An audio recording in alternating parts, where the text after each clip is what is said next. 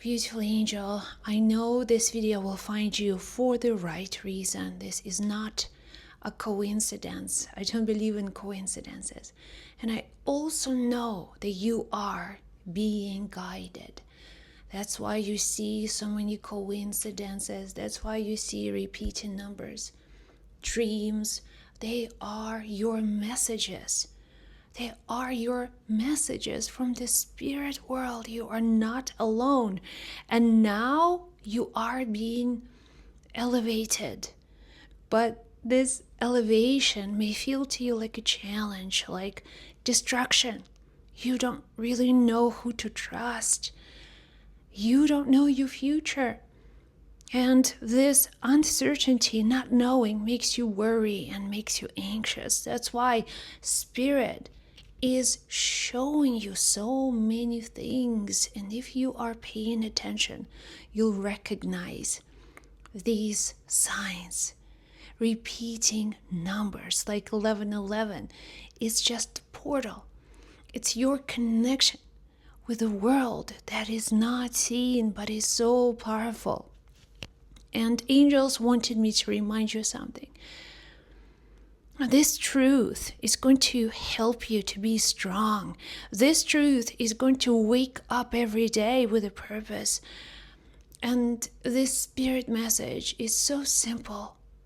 Remember, you are a spiritual being. You are a spirit. Your divine essence is not physical. And when you stop seeing yourself completely as this physical body, you will elevate naturally to your next level of evolution. Your manifestations are going to start happening so much faster because you're thinking from a different dimension of your own consciousness. When you think as a body, you are completely disconnected as a body. You are separate from everything and everyone. Just like everything in a separate world, it feels separate. But this separation is an illusion, and only your spirit knows this illusion. You cannot convince your mind because things in the physical world look real to you, but for your spirit, you are a time traveler.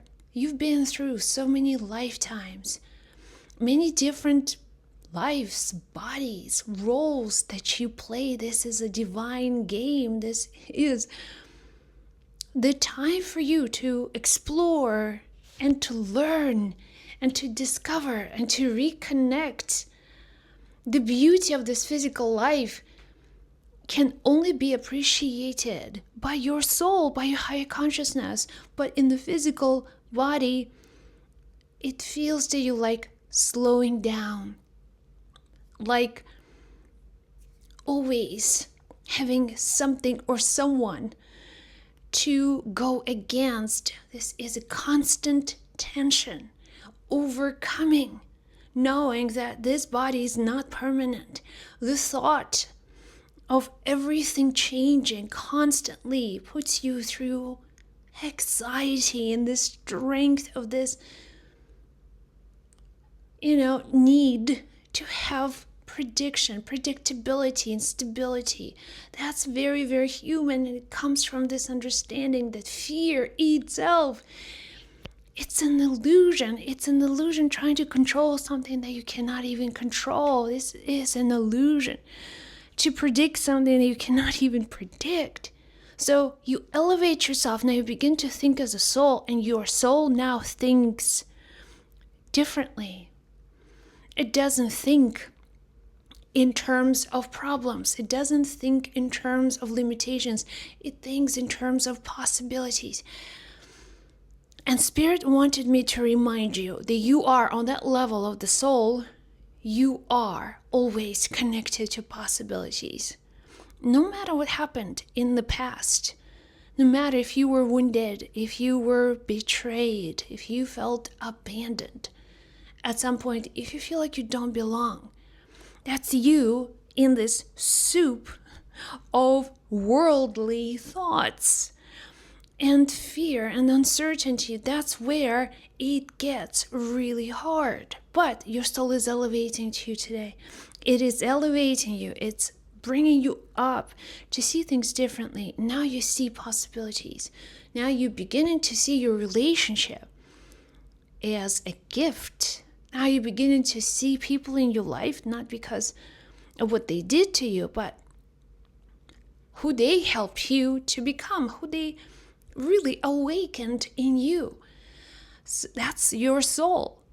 Your soul turns everything into a superpower. Your soul sees this life as impermanent. Your soul knows that nothing can be controlled. And your soul does not fight this reality. Your soul does not chase anybody. Your soul does not force anything. Your soul understands the principles of life, the terms and conditions of this game called life. So your soul is like, I just want to feel.